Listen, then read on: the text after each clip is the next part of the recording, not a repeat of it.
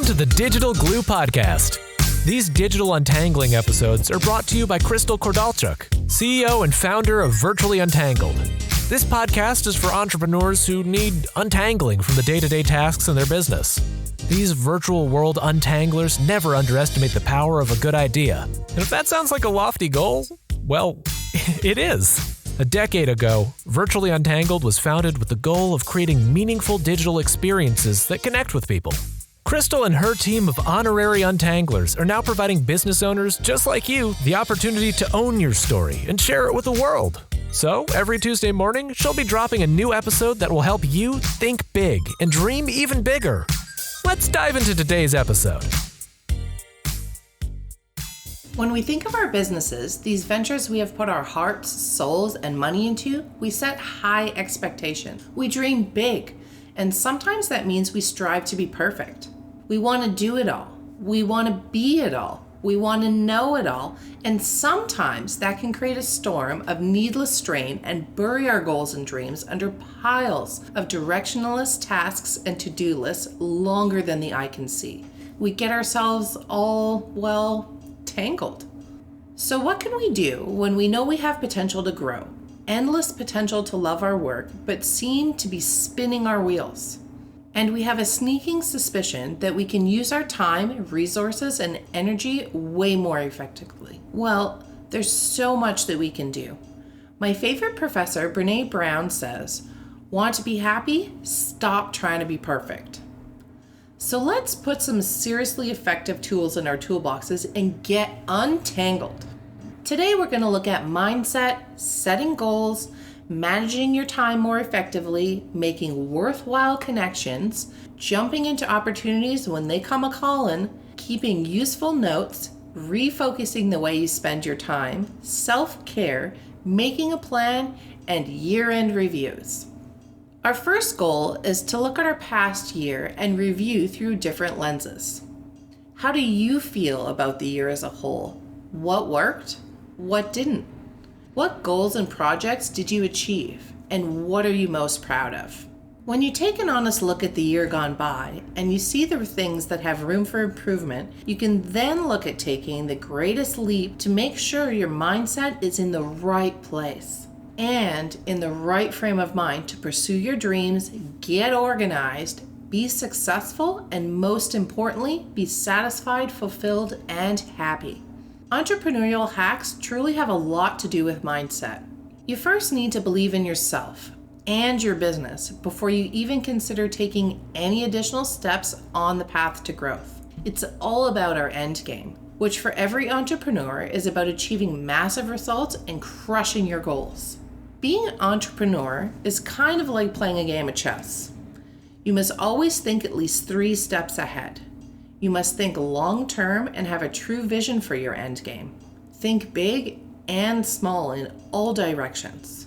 Do the work that needs to be done, but don't forget about the path you're working towards. All the while taking time to step back, look at the bigger picture, and provide direction to your overall vision.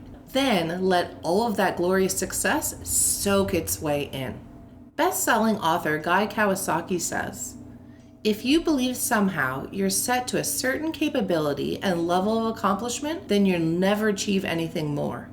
However, if you believe you can get better and do other things, that growth mindset will enable you to accomplish more." And what is a great way to work on our mindset? Making wholesome connections. Business life isn't all about the technology in this insanely busy world we live in. It's about the people, which is something that is often underestimated. It's about the impact that we have and create, especially thanks to platforms such as LinkedIn. So instead of constantly analyzing the ever-changing algorithms and the big data that runs alongside it, put yourself in touch with the human part of it all. Make connections, real authentic connections, and turn those connections into the data that you're looking for. Now let's talk a second about goal setting. I'm sure you want to grow, expand on new ideas, and make a success breakthrough.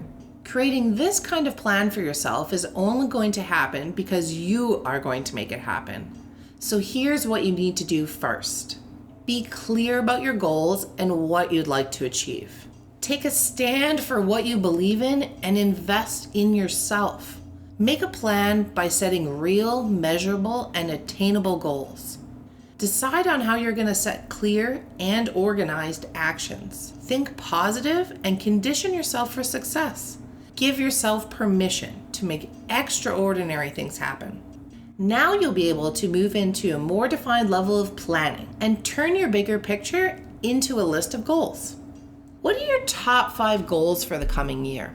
Write them down in order of their importance to you. What do you need to do in order to accomplish all of these new goals? Do you already have an idea of when you'd like to tackle these by? If so, how are you going to make a plan in order to achieve everything? Do you have any tools, programs, or even platforms that will help you succeed? Without a clear vision of your goals and an organized action plan, things can get quite overwhelming very quickly. So it's pretty darn important to also be reasonable and kind to yourself. Don't make yourself crazy and stressed by driving yourself into exhaustion and overwhelm with unrealistic timelines. So naturally, the next step is a big one, and my favorite part of the puzzle, the plan. In order to create the very best version of your business is to remind yourself that everything depends on where you want to take it and what actions you're going to take to get it there. Procrastination and negative self-talk are not welcome at this table any longer. This is where a giant of release of all your thoughts, wishes, dreams, goals, and visions can be plunked right into a notebook to keep your thoughts accessible and make some room in your head for the actual planning. I am completely addicted to colored sticky notes. I love the color, which makes things easily seen as they are right there in my face. This way, my mind has room to tackle each project one at a time without lingering thoughts of things I don't want to forget for later. Remember, it's not about working harder, it's about working smarter and focusing on the things that will really drive your business. So write it all down, prioritize your thoughts, and make lists of ways that you could possibly seek help elsewhere. Personally, I feel one of the most amazing things to come out of the recent pandemic we find ourselves still in is the explosion of the virtual industry, particularly the virtual assistant side of things. These amazingly talented and diverse entrepreneurs who are there to help you in whatever area you may need, with their main goal being to make your life better, easier by taking tasks off your hands that are simply holding you back from accomplishing what you really want to accomplish. Outsourcing tasks is a great way to open up your time, find ways to organize your focus, and move forwards towards those goals. Trust me, these talented individuals are a godsend. And there was a point in time where I wanted to run everything in Virtually Untangled on my own. But then a few smack talks came my way and I realized I needed to stop striving for perfection, to stop trying to do all and be all, and finally admit I'd be better off in the long run if I simply just asked for some help. So I did just that. And now I have some truly amazing honorary untanglers helping not only my business, but those of my Tangled clients as well. And we are all better off because I got off my high horse and asked for help. Which then slides us into something more important than some may realize: organization. This will be a deciding factor in how well you can turn that list of goals and plans into actual measurable results. So by managing your time, identifying where your time should be spent, making good working habits to kill that ever-growing to-do list, and making that seemingly impossible work-life balance actually attainable reality. Okay, organization, you're probably wondering, where do I start? Well, the answer is simplistically simple: lists. Lists are my jam. I'm a total nerd about them. Just ask my team and my clients. I've made it a habit to make a few different types of lists, both digitally and on paper, which typically consist of daily tasks, weekly to-dos, a monthly overview, and another for future creative bucket list type ideas that I know are genius, but admittedly do not have time for them right now. But I also don't want to forget about them. Here's a quick breakdown of how I like to work organization through lists. For the daily tasks, I write down the top 3, 4, 5, or even 10 things I need to get done on that specific day. I usually create this list the night before or first thing in the morning while my mind is fresh. If you create your list in the morning, I highly recommend that you do so before you check your email or check in on social media. Why? I believe it's extremely helpful to have control right from the get-go and not allow your to-do list to depend on technology and what others are telling you is important. If a client calls urgency, you just then have to assess and address said concerns as they arise. Then you can certainly adjust your list accordingly. Just remember, you are not their heir. Not everything is urgent, not everything is an emergency, and not everything needs to be completed in a rushed manner. Sometimes, if your client lets things fall off their plate, that doesn't mean it needs to land on yours in the same manner, in a repeated fashion. Once in a while, it's okay. But if you're noticing a pattern in this behavior, it's time for an untangling chat with them. Also, don't be afraid to put everything in your calendar. Yes, I really mean everything. Not only does it keep you organized and on task, but it also reduces stress because you will not be worried about forgetting anything important. You can even schedule yourself a couple 5 or 10-minute breaks that you need to take throughout the day to simply clear your mind, or for when you're transitioning to other projects and tasks. And then before I end my working day, I take at least 15 minutes to set my intentions for the next day, sometimes even the rest of the week. This contributes to a restful, stress-free evening and an organized vibe for when I'm ready to sit down at my desk and start a new day. So let's get back to that schedule and calendar, what my team and I like to call time blocking. The demands on our time are greater now than ever before, especially for those of us who own a business. With information coming at us in every possible direction and at a rate faster than we can digest it, responsibilities tend to get handed to us faster than the speed of light. So as we try to find as many ways as possible to get each daunting task into our day, there's a way to get more things you need to do actually accomplished and with less distraction. In short, you must simply schedule your stuff. Not just meetings and appointments, but all the stuff that matters to you, your business, and those of your clients and customers as well. And you can do that by scheduling time blocks into your day. This will help you stay organized, focused, and feel mighty accomplished. Those goals and actions will be just flying off your grand old plan in no time. So yes, you can actually manage your time and create more time. This involves reviewing all the projects and tasks you typically take on, then look at where you can save time or streamline certain processes. You can then reallocate that well-deserved saved time into areas that will empower you to be even more successful, like with professional development, working on creative strategies, new plans, onboarding new clients maybe, networking and growing your tribe, self-care, and even taking some time to sit with your virtual team and enjoy one another's company. Non-work related. Maybe even with a glass of wine. And perhaps these simple process adjustments will help you see that your time needs to be invested in other places in your business, perhaps places you've never thought of before. A good example is that you may need to work more on your brand's vision, voice, and its story. As entrepreneurs, our brand is our lifeline. Wherever you are at in your career, keep in mind that in order for a business to excel, your brand should be designed and expressed with these 3 things in mind: what your actual offerings can and will accomplish, how your offerings can help others and make the world a better place, and number 3, who it helps. Your brand is not just the face of you and your business. It's the story that your business tells. You know, the one that has that human touch and gives people the feels.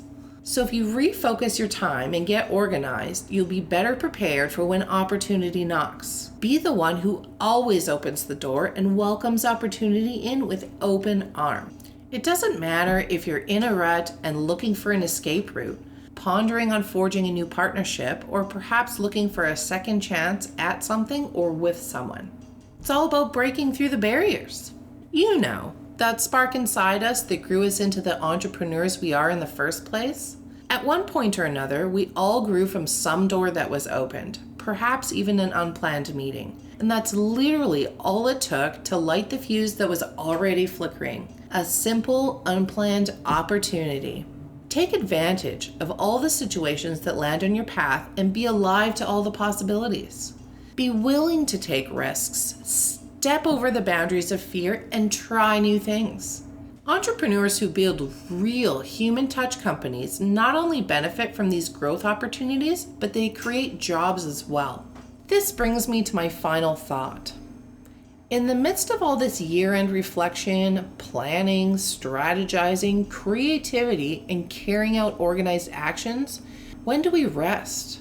When do we get to rejuvenate? Everyone knows that no one is capable of pouring from an empty bucket into another empty bucket of operation. This is likely how one gets to the point of being and feeling all tangled up in the first place. So in come steps of self-care to save the day. Self-care has been getting plenty of attention lately, and I believe it's rightfully so. To me, self-care means checking in with your physical, emotional, and mental well-being. We all get busy, and it can be hard to slow down and really take care of ourselves. It really should be a daily priority, and we should never feel guilty about time blocking to take care of ourselves. So try making lists of 5 to 10 things that you can do to help yourself out on the days when you need it most, which in reality should be things you do for yourself every day anyways. Some good examples are taking a break from technology. You don't always need to be plugged in. Get up and move. Have a mini dance party. Do some push-ups. Go for a walk or run around the block. Do something physical to blow off that steam and chair butt.